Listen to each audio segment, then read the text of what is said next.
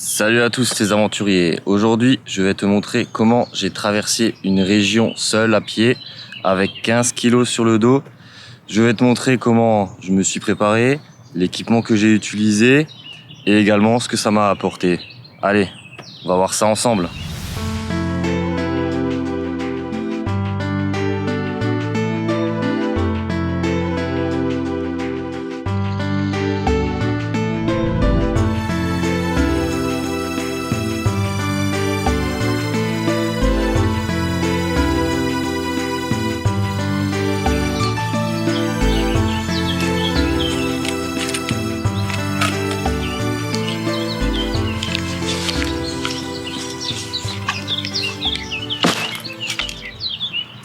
Et voilà, le sac de 15 kg qui m'a permis de traverser l'Alsace à pied, donc du nord au sud, de Wissembourg à Thann. 320 km au total pour pas loin de 10 000 mètres de dénivelé positif. Donc autant dire que ça monte bien. Alors c'est clairement pas le meilleur des sacs, mais il m'a quand même permis de faire cette petite épopée sur ces 15 jours. Donc déjà, tu vois bien que il tient debout tout seul. Ça, c'est une petite astuce avec le tapis de sol. Voilà, le tapis de sol. Un tapis de sol basique de chez Decathlon qui permet justement de tenir le sac debout. Donc, c'est assez pratique quand on le pose à terre au sol et qu'on veut juste prendre l'appareil photo, prendre le filtre à eau par exemple. Enfin, voilà, il y a tout un tas de bénéfices à ça. Sans plus tarder, je vais vous montrer ce que j'ai à l'intérieur de mon sac. Pantalon Quechua, un short Domios, évidemment des caleçons ou boxers, enfin comme vous voulez. Une chemise ample, parfait pour tout ce qui est trek, donc de Forclaz, encore du Decathlon. Un t-shirt en laine mérinos, bah pareil, hein, encore du Decathlon. Très pratique parce que ça sèche vraiment plus vite que du coton traditionnel. Chapeau, très important en temps de soleil. Alors évidemment, il ne faut pas prendre de la laine ou quelque chose qui tient chaud. Il faut prendre quelque chose qui puisse bien évacuer la transpiration. Un bonnet pour les nuits fraîches. Ensuite, un poncho. Donc voilà le poncho, très important, qui permet aussi de recouvrir le sac. Je m'en suis servi 2-3 fois. Donc pensez à votre poncho ou à une veste imperméabilisante. Ensuite, une petite trousse. Donc un petit miroir. Je crois que je l'avais pris sur Amazon. C'est assez pratique. Donc j'ai une lampe dynamo. Voilà, un anti-moustique. Voilà, des sparadraps. Qu'est-ce qu'on a encore? Évidemment, brosse à dents, dentifrice. Donc ensuite, savon. Donc voilà, dans une petite boîte. Pareil, Doliprane, des bandages, numéro de téléphone en cas d'urgence, des petits ciseaux, bref, de quoi désinfecter. Donc vraiment, pensez à avoir une petite trousse de secours à tout faire. Ensuite, la popote, c'est fait en titane.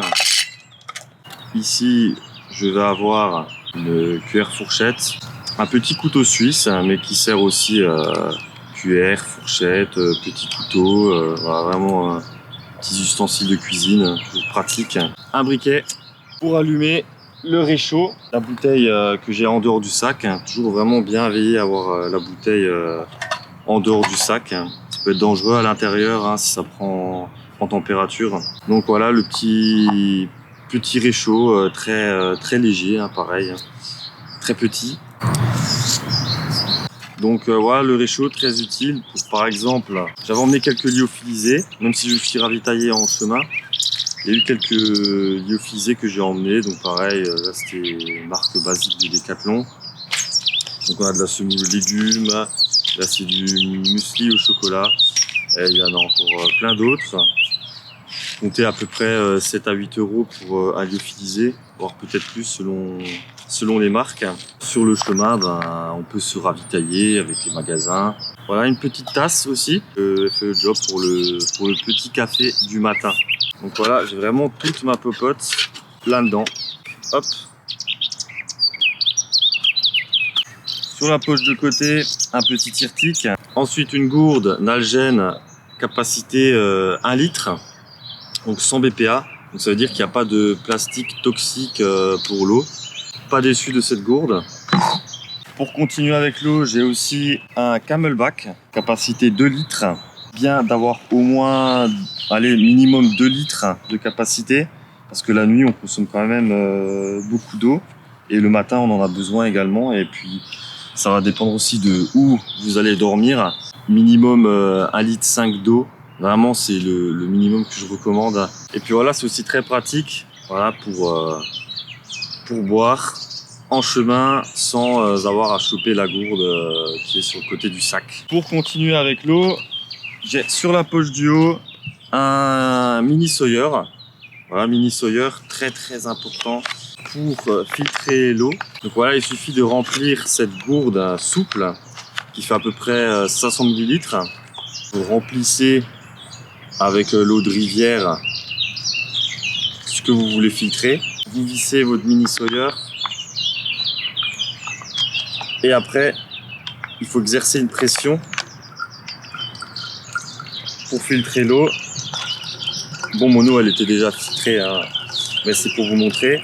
Et c'est aussi pratique parce que il prend vraiment pas beaucoup de place. C'est-à-dire que moi, en fait, je le plie comme ça. Voilà, je le plie sur la gourde souple. Et puis, je prends un petit élastique.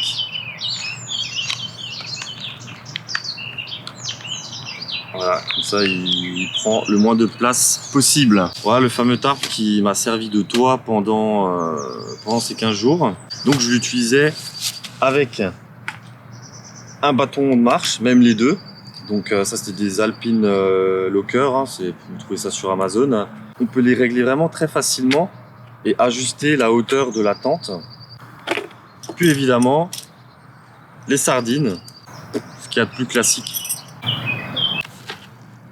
Le tapis de sol, c'est pas le tapis de sol que je recommanderais, parce qu'il est quand même assez dur, mais pour le prix, il fait l'affaire hein, pour une courte durée de voyage. Donc voilà le duvet Black Snow.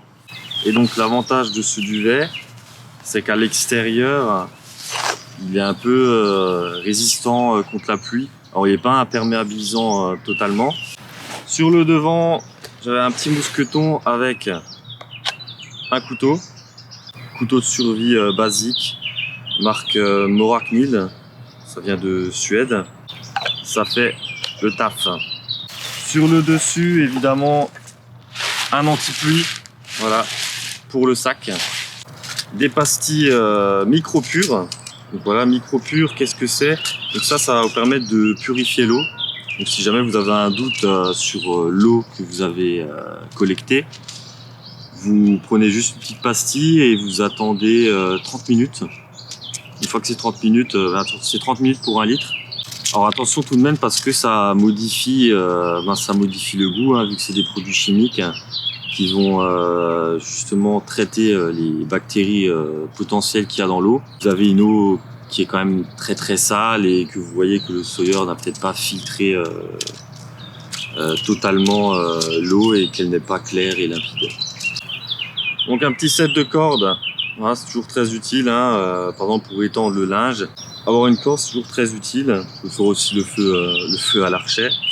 On a aussi un chargeur solaire que j'accrochais derrière le sac. Donc voilà une batterie externe comme ceci, où justement vous allez pouvoir, par exemple, la coincer ici dans cette petite poche pratique, comme ça, hop.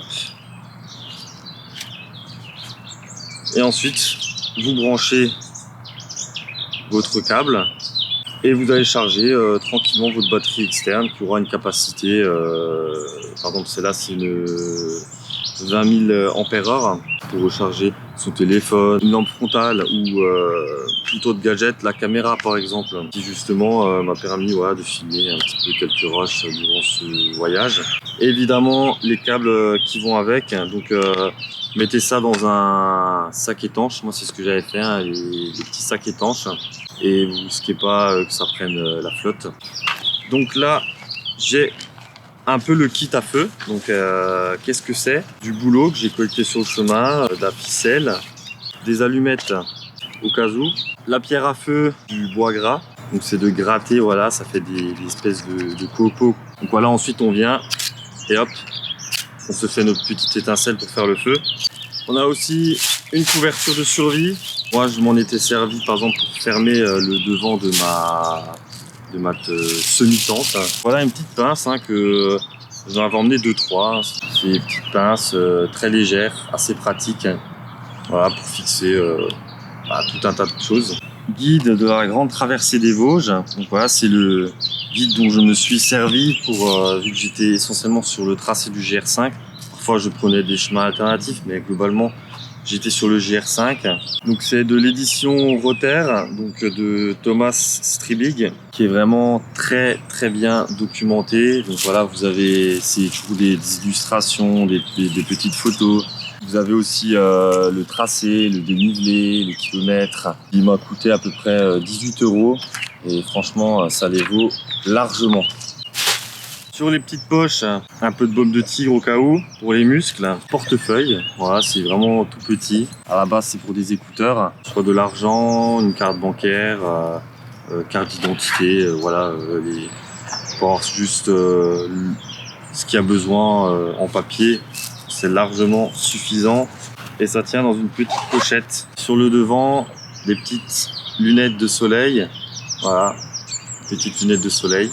Et donc voilà pour le sac, c'est un Mountain Top Adventure de 55 litres. Donc comme je l'ai déjà dit précédemment, c'est clairement pas le meilleur des sacs, il a vraiment pris cher. Parce que je l'avais aussi emmené lors de mon voyage en Nouvelle-Calédonie il y a 2 ans de ça. Mais franchement c'est un sac qui fait le taf, il est bien rembourré. Il y a un dos assez confortable. Bon, il évacue pas bien la transpiration comme peuvent le faire des Osprey par exemple, qui sont de bien meilleure qualité. Mais pour le prix que j'en ai payé, c'est-à-dire 70 €, c'est le taf. Alors pas évidemment oublier les chaussettes de randonnée, rien de plus classique, qui sont à la fois respirantes et qui tiennent bien à la cheville. Et des chaussures Meindl. Donc voilà, ça c'est les chaussures que j'ai utilisées pendant ce périple. Franchement, j'ai toujours été au sec, même quand il pleuvait. Vraiment de très bonnes chaussures. Peut-être quelques faiblesses au niveau de la semelle, mais bon, ça se rafistole un petit peu avec de la colle. Évitez quand même les cailloux si vous partez dans un environnement, par exemple comme le GR20 avec la Corse. C'est pas des chaussures que je conseillerais parce qu'elles sont plutôt adaptées à de la boue, des sentiers, quelque chose de mou et pas quelque chose de rocailleux. Alors évidemment pour ce périple, j'avais aussi la montre Garmin Phoenix 6 qui était très intéressante, voilà, au cas où vous n'êtes pas trop sûr du chemin, avec sa fonction GPS, donc de se prendre des points, des itinéraires que vous pouvez trouver par exemple sur internet. Donc voilà, ici on a toutes les étapes du GR5 que j'avais notées, donc ça permet vraiment, au cas où vous n'êtes pas trop sûr du chemin, d'avoir la fonction GPS indiquée. Donc ça c'est vraiment très pratique d'avoir ce type de montre au cas où le carnet ça suffit pas et que avec une boussole vous avez peut-être du mal à vous repérer. Donc très très intéressante. Donc voilà pour la présentation de tout ce matériel que j'ai emporté avec moi pour cette traversée. Maintenant je vais vous montrer la partie entraînement. Bienvenue dans la Batcave pour cette partie entraînement pour la traversée de l'Alsace du nord au sud. Alors évidemment, avant de te montrer les 2-3 exercices qui m'ont vraiment permis de m'améliorer et de réaliser autant de kilomètres en 2 semaines, eh ben, je vais te raconter un autre trek que j'ai fait avec 2 amis à moi que je salue, Capo et Morphilou, de leur pseudo. Et donc, on avait fait 100 kilomètres à une portion du GR5 en Alsace. Donc, il y avait à peu près 3500 mètres de dénivelé positif et négatif. Et donc, juste 100 kilomètres sur 4 jours. Et bien, figure-toi qu'au bout du 2e jour, mes jambes étaient rincées. Mais quand je te dis rincées, complètement rincées. Bon, j'avais 15 kilos sur le dos, pas loin de 15 kilos en tout cas. Et une de mes faiblesses se situait au niveau de l'ischio-jambier.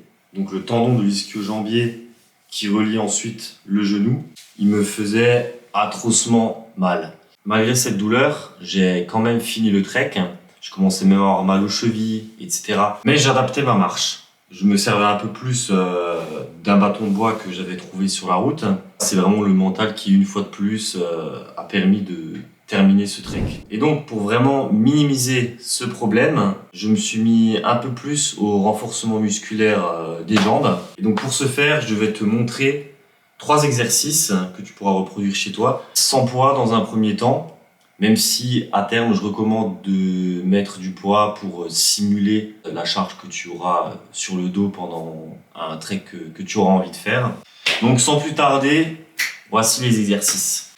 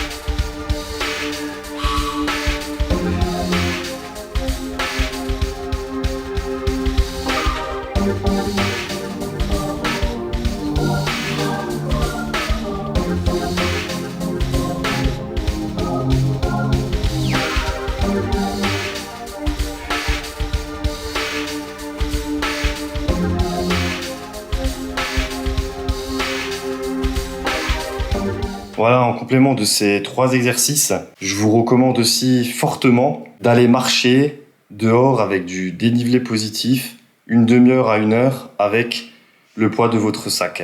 Vous pouvez imaginer prendre votre sac de randonnée et justement manger quelques kilomètres, 30 minutes à 1 heure avec au moins 10 à 15 kilos. Le but, c'est vraiment de simuler le trek que vous allez faire, ou en tout cas la petite aventure que vous avez prévue. Comme ça, vous n'aurez pas de surprise avec votre corps et ça sera un peu plus facile pour le mental. Après, une fois que le corps il commence à subir, commence à avaler des kilomètres et qu'il n'a plus trop l'habitude, là, c'est le mental qui va prendre le dessus. Et j'espère pour vous que vous allez arriver à vos objectifs. Alors, concernant l'aventure, donc j'étais parti, c'était un 12 août, quelque chose comme ça, 11 ou 12 août, donc jusqu'au 26-27. Et j'étais parti de Wissembourg. Donc vraiment, c'est un des villages, villes les plus au nord de l'Alsace. Une fois parti de là, donc j'ai commencé à toujours faire 20, 25, voire parfois 30 km par jour.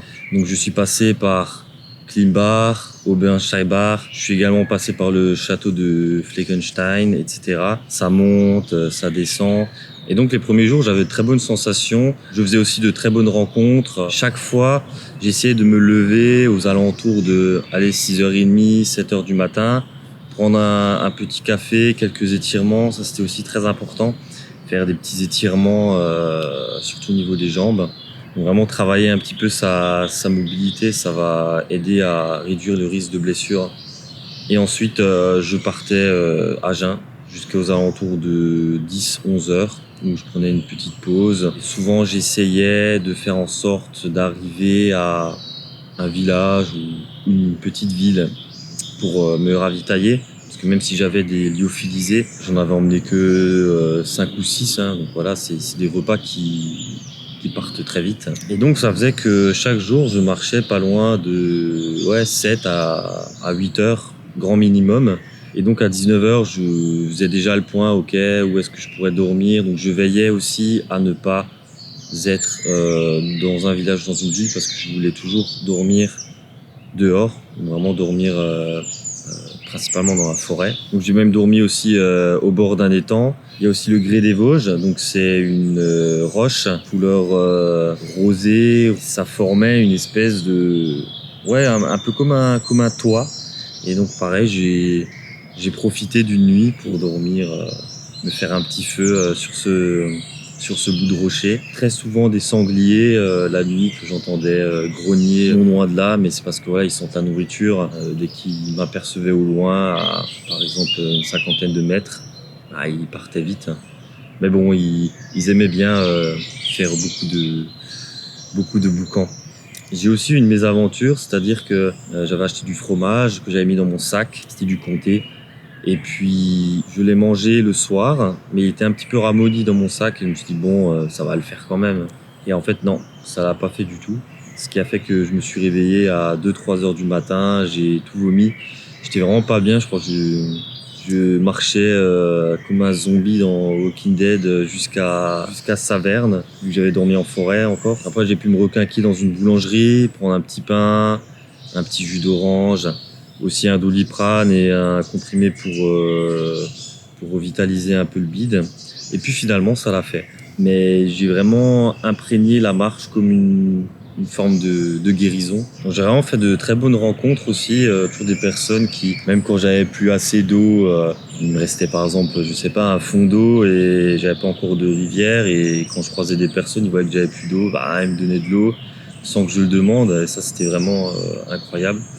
Je pense que sur les sentiers, on a aussi l'habitude, les gens ont plutôt l'habitude d'être solidaires. Voilà, dans les sentiers, on prend le temps, et je pense que la forêt et la nature sont des endroits qui favorisent ce contact. Une fois que je suis arrivé dans le Haut-Rhin, partie sud de l'Alsace, j'ai dormi au château Saint-Ulrich, donc délabré évidemment, mais certains qui restent en bon état. Donc du coup, j'ai pas sorti ma tente, j'ai posé juste le tapis de sol avec le duvet, juste avant le sommet en fait de la fortification. J'ai vraiment passé une très bonne nuit.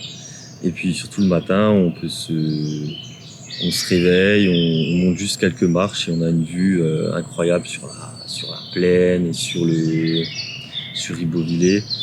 Et puis après avaler 320 km, c'est 10 000 mètres de dénivelé positif et donc aussi négatif, parce que ce qu'on monte, on descend quasiment l'équivalent, en tout cas très souvent. Et j'arrive à Thann, la fin de mon voyage. Retrouver la vie normale, retrouver également ma compagne qui m'avait manqué. C'était vraiment une très très belle expérience. Mais je pense que j'ai les ressources nécessaires pour faire bien plus, ou alors pour faire d'autres types d'aventures. Par exemple, j'ai eu ces petites idées qui a germé, c'est-à-dire de refaire la même traversée, donc de Wissembourg à Thann, mais en courant. Donc c'est-à-dire en trail, en moins d'une semaine. Le sac, évidemment, ce serait pas un sac de trek, ça serait un sac de course avec évidemment 8 kilos grand max en termes de poids, parce que sinon ça risque de se compliquer à la course à pied. Donc je pense que je vais m'entraîner un peu dans cette optique-là. On va voir, comme ça je vais pouvoir aussi documenter cette traversée des Vosges, mais en courant. Ce qui n'est pas courant du coup, pour faire un petit jeu de mots. Voilà, c'est vraiment en tout cas une belle aventure qui s'achève et que je recommande à tous, et surtout à ceux qui ont besoin de se retrouver. Et donc maintenant, un petit dernier mot pour conclure. Donc voilà, cette vidéo s'achève. N'hésite pas à me laisser des questions en commentaire si tu en as. Et puis même si tu en as pas, bah, commente quand même, hein, ça te fait plaisir. En tout cas, moi, ça me ferait plaisir. Laisse un pouce bleu, abonne-toi. Enfin voilà, tu connais la musique. On se reverra pour d'autres aventures, d'autres sujets. Je vais pas forcément parler que d'aventures, mais en tout cas, je parlais de sujets qui, en tout cas, convergent vers cette aventure et vers ce développement de soi pour se découvrir, se redécouvrir, surtout apprendre. Et rien de mieux que les chemins aussi pour apprendre. Donc prends tes bâtons de marche ou alors un bâton de bois hein, si tu en as pas. Marche une trentaine de minutes, une bonne heure même. Tu verras, ça fait du bien au corps et à l'esprit. Allez, ciao les aventuriers!